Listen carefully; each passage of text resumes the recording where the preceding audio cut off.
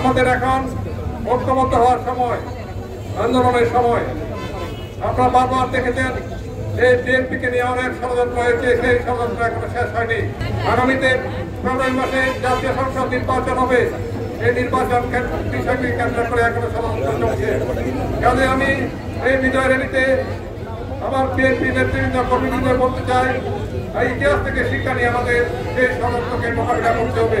আমি আমার প্রিয় নেতৃবৃন্দকে অনুরোধ করব, গতকাল কিন্তু আমাদের আবেগের দিন ছিল।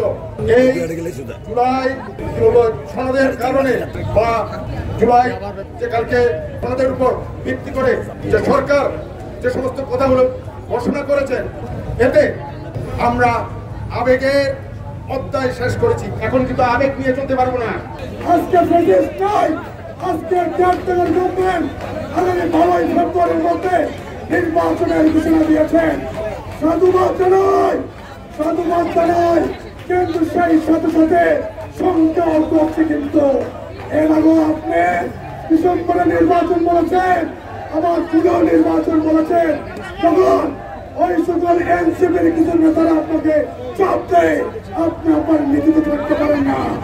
আমি আজকে সমাবেশ থেকে হুঁশিয়ার করে বলতে চাই, যদি ফেব্রুয়ারির নির্বাচনে থেকে কোনো প্রকার তসতস হয়, নড়বড় হয়, বিএনপি সারা বাংলাদেশে 17 বছর নিয়ে আবার আন্দোলন করতে।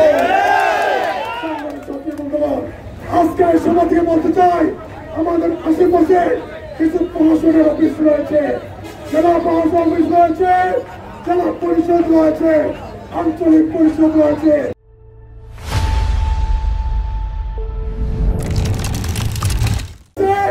ওই সকল প্রশাসনে কিছু ঘাটতি মারা আওয়ামী লীগের সরকারকে নিয়ে তাদের কাজ চালাচ্ছে।